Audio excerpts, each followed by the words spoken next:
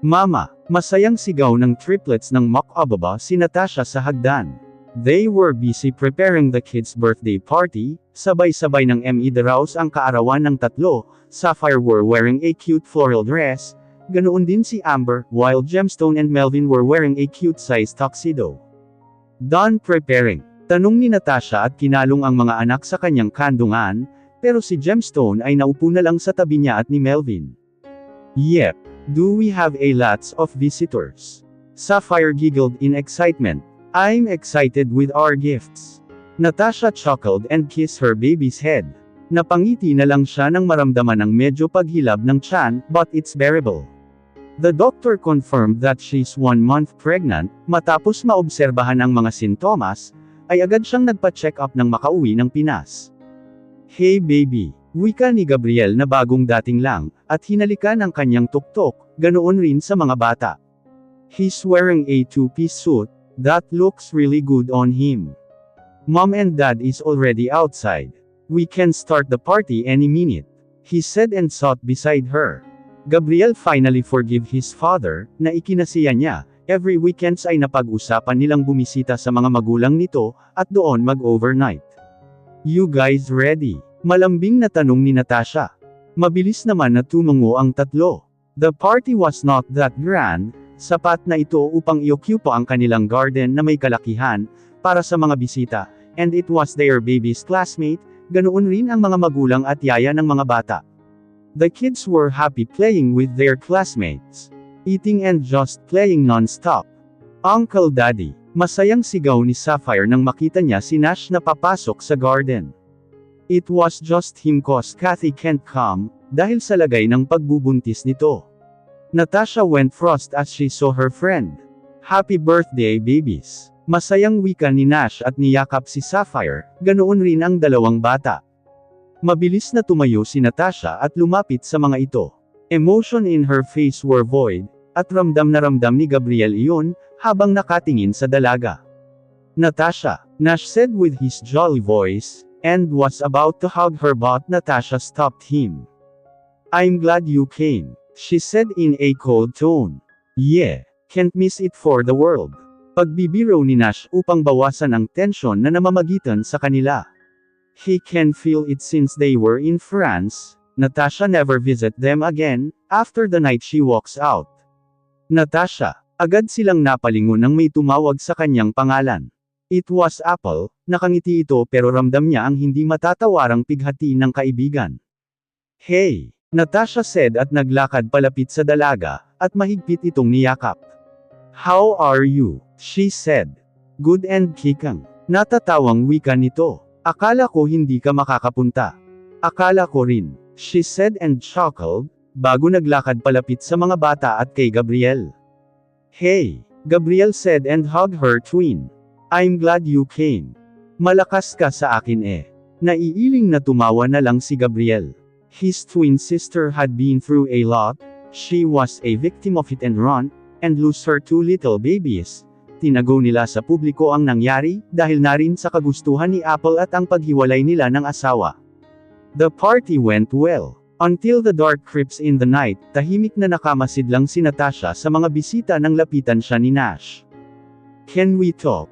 Mahinang wika ni Nash. She doesn't want to. Ayaw niyang makipag-usap dito, dahil hindi pa rin niya matanggap na isa itong traidor, but she needs to face the reality, that Nash betrayed her for the reason she never know.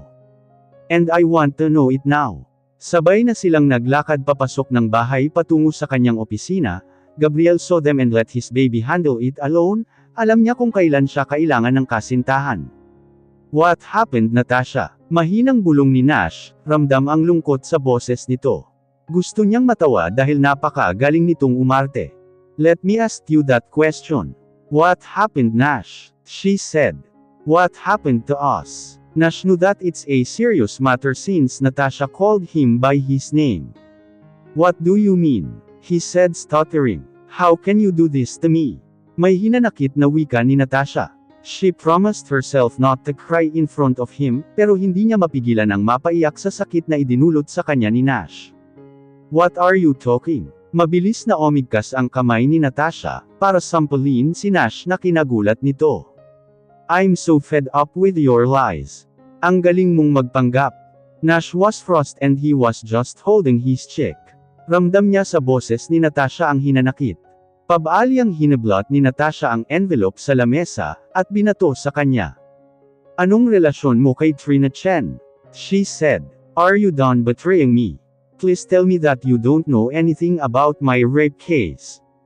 Nash was dumbfounded, as he holds the envelope containing all the things he did behind Natasha's back. Behind everyone's back, namamalabis ang kanyang mga luha nang makita ang sakit sa mga mata ng kaibigan. I trusted you, bulong ni Natasha. I loved you just like my brother Nash. Natasha, let me explain. Then explain, malamig na tono ni Natasha. What is your relation with Trina Chen? Aminin mo sa akin ang lahat, bago ko makalimutang naging kaibigan kita. Nash can't help himself not to cry. Ayaw niyang saktan si Natasha sa mga kasinungalingan niya. But he already did it. I'm her brother, bulong ni Nash na mas lalong nagpatihil ng mundo niya. You what? Tila nabibinging wika ni Natasha, habang nakatingin sa kaibigan na nakayuko. I'm her brother Natasha. I have been helping her to block your details. And never let Mondragon reach you. I'm the one who helped her get her freedom in that asylum. I'm the one who make her the triplets teacher. Hindi makapaniwala si Natasha sa kanyang narinig, tila isang bombang sumabog ang lahat sa kanya. The Mondragon were trying to find you for years, and I blocked them. I'm sorry Natasha. Natasha chuckled, turned into laughter, as streams of tears fall down her face. All along she's friend with a snake, a two-faced who she was no she can count on.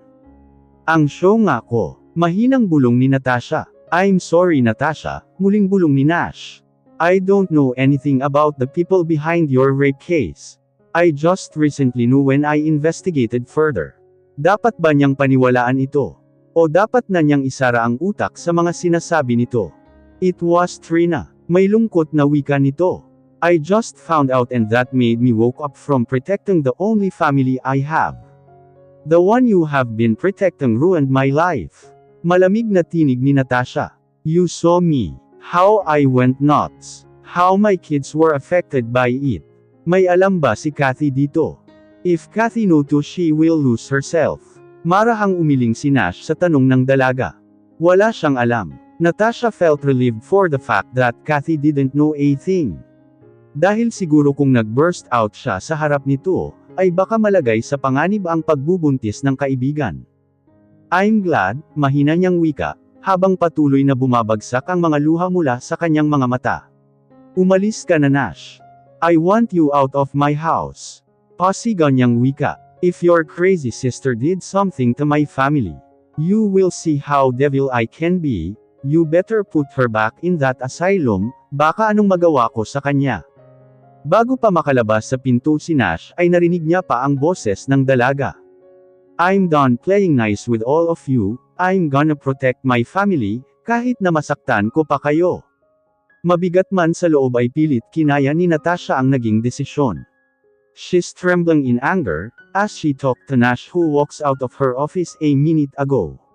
She wants him to stay by her side. But she better knew than to be sorry.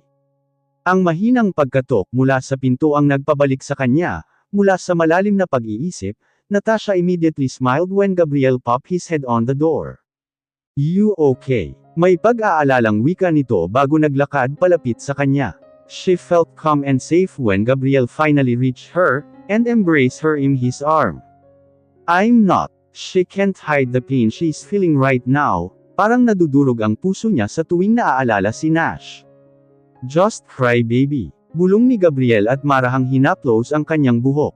Just let it out. With those words Gabriel said, Natasha burst into tears and hugged him tight. Masama ba ako? May hinanakit niyang wika. Why do I always have to be in pain? Bakit lagi akong nasasaktan? Gabriel didn't answer but he just hugged her. He wants her to feel that whatever happens, he will always be there by her side, he will never leave again. He will always be there for them. I'm so proud of how strong you became Natasha. He whispered. Maingat na pinangko niya si Natasha, at siya ang naupo sa swivel chair, habang nasa kandungan niya ang dalaga. You became successful, you became independent, and you became a good mother. He said and wiped her tears away. I will never know your pain, baby. I will never know how hard it was for you. All I can do is stay by your side and love you eternally. You were never a bad person, you were the most nicest and kindest person I have met. You are selfless, Natasha. Natasha chuckled softly. With those words Gabriel said to her, he suddenly forget everything. I love to hear you laugh, he said and kissed her lips. I love every bit of you. And I love you too. Natasha said and was about to kiss her again, when a loud knock interrupted them. Natasha, it's Margaret, Gemstone is gone. Walang tigil ang pagbuhos ng luha ni Natasha. Gemstone went missing for over an hour. And they can't find him everywhere. Ang anak ko, nanghihinang wika niya. Gabriel ang anak natin. Gabriel hugged her tight, as they look at the TV camera of every house in their neighborhood. Sir, wika ng operator at pinakita ang TV, kung saan nakitang lumabas si Gemstone ng gate. No one noticed him because they were busy in the party. The next footage was Gemstone walking down the street alone. But their heart sunk when a woman approaches Gemstone. Oh God! Natasha gasped when she saw the woman, Trina. She gritted her teeth, took her phone out. And immediately dialed Nash number na agad naman nitong sinagot. Natasha, I swear to God, Nash. Nanginginig ang boses na tinig ni Natasha. She can't contain her emotions, she's boiling mad and she wants to hurt Trina for taking her baby. If anything happens to my son, God forgive me for hurting your sister. Wait, Natasha, what is happening? Takang wika ni Nash. She took my gemstone. Galit niyang sigaw. Masasaktan ko kayong lahat, kapag may nangyaring masama sa anak ko. Natasha, I don't know anything about. Sana nga wala kang alam. The day you betrayed me, my trust for you were gone. Sana nga wala kang alam, Nash, dahil baka masaktan din kita. She said and ended the call. The hunt for Trina is on. Kalat ang checkpoint sa buong Metro Manila. Trina picture is everywhere. But it has been 3 days. And they don't found anything except the car Trina used that night. Nakita ito sa isang liblib na lugar, pero wala ng tao. Natasha, Margaret said. Kumain ka muna. But Natasha didn't move and just stare at the window. It's been 3 days yet Natasha never ate anything. Ang tatlong bata ay nagtatanong na rin kung nasaan si Gemstone pero wala silang maisagot. You need to eat, Margaret said at naupo sa kanyang tabi. You can't be like this, Natasha. Kailangan ka ng mga anak mo.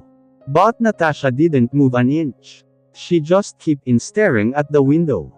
Your babies are asking for you, bulong ni Margaret. Wala pa po bang lead? She said.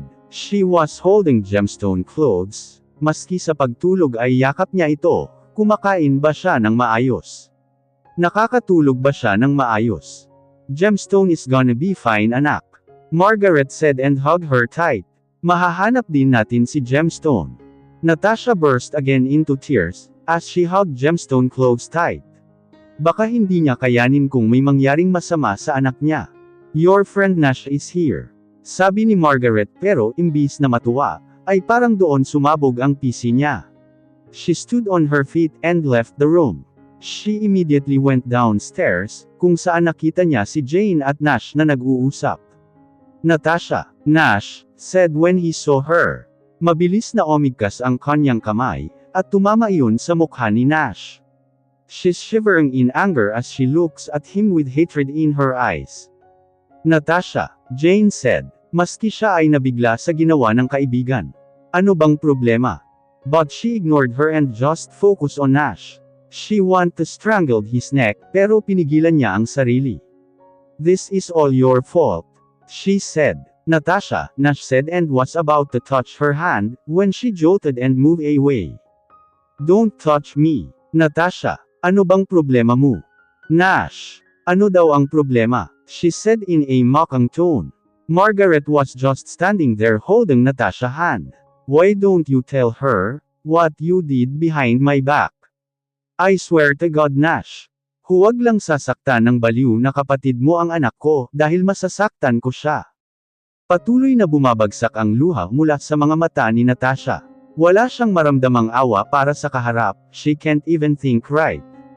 Nash! Anota? Anong kapatid? Naguguluhang wika ni Jane. Ipanalangin mo na ligtas ang anak ko. Dahil kahit saang lupalop susundan ko siya, para pagbayarin sa lahat ng kasamaan niya.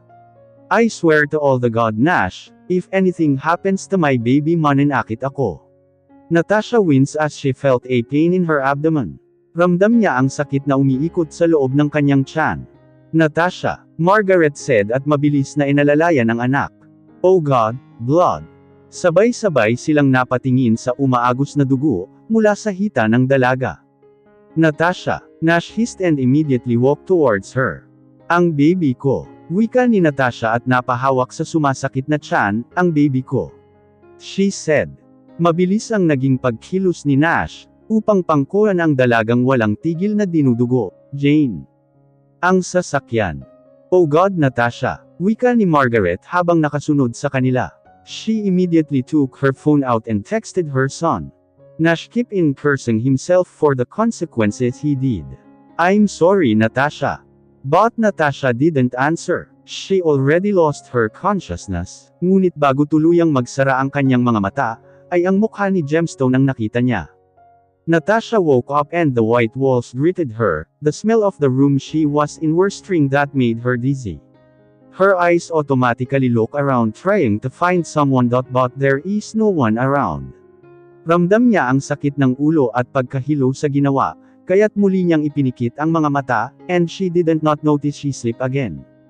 Is Mama okay? A little whispered woke her up but she can't open her eyes to check who's with. She's fine princess. It was Gabrielle. Mama is just tired and she needs to rest. Amber holds her mother's hand. It was cold, but she still held her hand tight. What about the baby? She whispered. And that made Natasha's heart beat so fast, that it made her eyes open. Mama, Amber's innocent voice said. Her eyes watered as she saw her daughter. Baby, why don't you go and call the nurse first please? Agad namang tumungo si Amber, at naglakad palabas ng pinto. When they are assured that Amber is gone, Gabrielle immediately held her hand. Are you okay? He said and tucked a strand of her hair. Ang baby natin, she said in a hoarse voice. Ayos lang ang baby natin. It's still here right? Gabrielle nodded his head and kissed her hand. Our baby is fine, he said and wiped her tears away. It was stressed. Ang gemstone ko, nahanap na ba ang anak natin? Gabrielle looked away and sighed. And that makes Natasha burst into tears again. Baby, he said and wiped her tears away. We will find him. I promise. Stressed at over-fatigue ang naging cause ng bleeding ni Mrs. But it was just minor.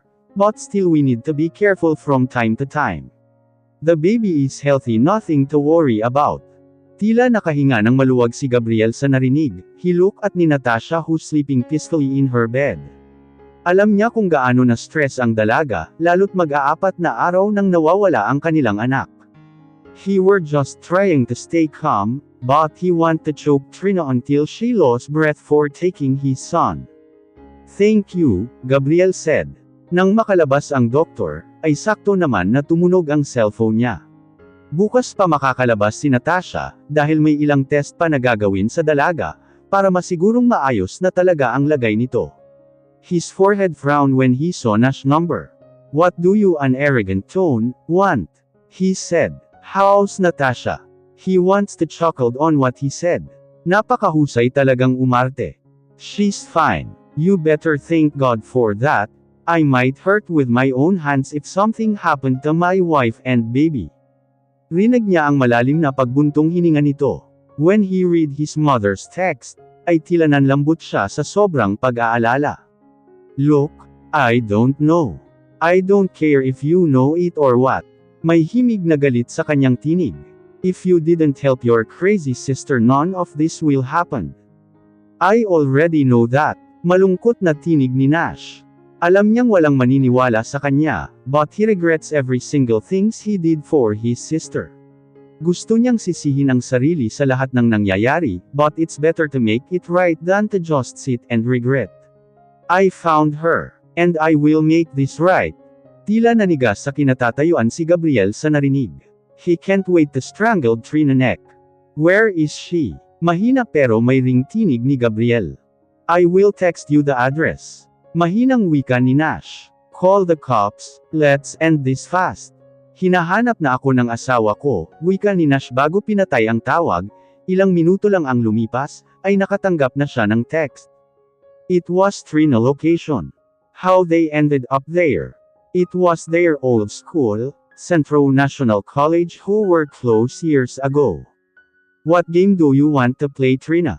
It was dark and the cold breeze of September make it colder than it already is.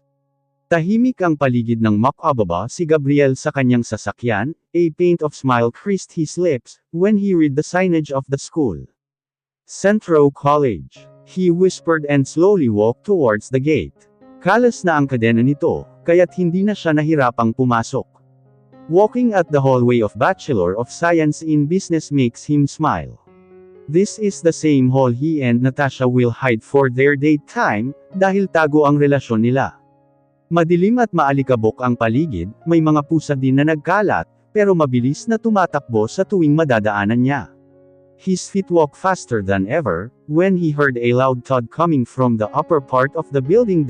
And his foot suddenly stopped in his old classroom. Trina, stop this. Rinig niya ang mahinang tinig ni Nash. Papasok na sana siya, pero parang may pumihil sa kanyang mga paa. Where is Gemstone? Don't hurt the kid, wala siyang kasalanan. Shut up! Malakas na sigaw ni Trina. Hindi niya inaakala na traidorin siya ng kapatid. Lahat ng konektado sa babaeng iyon, ay may kasalanan sa akin. He's just a kid, Trina. Yeah, her offspring with the only man I loved. He can clearly saw the two people having a conversation with each other. Buhay ang kinuha nila sa akin. My child died because of them. Trina, wala silang kasalanan. Stop siding them, kuya. Akala ko naiintindihan mo ako. I thought you loved me. But I am wrong. Every word Trina said is heartbreaking. Ramdam niya ang sakit at galit ng dalaga, but it was too late. Kinain na ng galit ang puso nito. I love you, Trina. You know that. Alam mong mahal na mahal kita, dahil ikaw na lang ang natitirang pamilya ko. Pagpapaliwanag ni Nash, pero nanatiling matigas si Trina. Sinabi mong tutulungan mo ako. Ang sabi mo paglalayuan mo sila, but what did you do? You let him saw her again. Bakit? Dahil mahal mo si Natasha at ang mga anak niya. Pero paano naman ako? Ako ang kapatid mo, kuya. But you choose them over me. Dahil nga mali na ang lahat, Trina. Nash broke into tears as he said those words to his own sister. From the beginning everything were wrong. I should have stopped you from the very start. Nothing is wrong for taking revenge to those people who hurt me. Malamig na tinig ni Trina. And those people accepted you. And protected you from the start, yet you ruined their life, Trina. Katahimikan ang namayani sa loob ng silid na iyon. A hot stream of liquid flow on Trina's eyes, as she heard those words to him. Trina's silent cries turns into a laughter. They ruined mine too, she said, still laughing. You ruined your own life. Masakit man kay Nash ang sabihin ito sa sariling kapatid ay kinakailangan. You are the one who ruined yourself. Not them. Please stop this, Trina. Stop this, my princess. Hirap na tinig ni Nash. I can't. Umiiyak na wika ni Trina. Not until I finish this. Doon na tuluyang pumasok si Gabriel. Tila binuhusan siya ng malamig na tubig nang makita ang anak na hawak ni Trina. Ang kamay nito ay may hawak na delikadong bagay, habang nakadikit sa leeg ni Gemstone. Daddy, umiiyak na wika ng kanyang anak. I'm scared. Gustong yakapin ni Gabriel ang anak, dahil kitang-kita niya ang takot sa mata nito. Trina, please, nanginginig na tinig ni Gabriel, habang nakatingin sa dalagang nangiti sa kanya. Don't do this, please. Hi babe. Trina said, giggling. I'm back. Miss me. Trina, please drop that. Bulong ni Gabriel dahil nakikita niya ang pagsusugat ng leeg ni Gemstone. Don't hurt my son, please. Oh, maramdaming wika ni Trina. How thoughtful. Trina, please pag-usapan natin ito. Nash said and tried to walk towards them, pero diniin ni Trina sa leeg ni Gemstone. Huwag kang lalapit, Daddy. It hurts. Tila dinudurog ang puso ni Gabriel, habang nakatingin sa anak na umiiyak. Just hang on baby, he said and smiled to calm his son. My baby, wika ni Trina dahilan upang bumaling sa kanya ang atensyon ng dalawa, he was so fragile when I gave birth to him. Her eyes sparkled with tears as she said those words. Trina, bulong ni Nash. He's a cute fluffy kids. Napakalusog niya, but he died in my arms. Trina, he's alive. And that made Trina froze. What? Nash sighed and looked at her eyes. He's alive, Trina. No, nanginginig na tinig ni Trina. No, I saw him gone.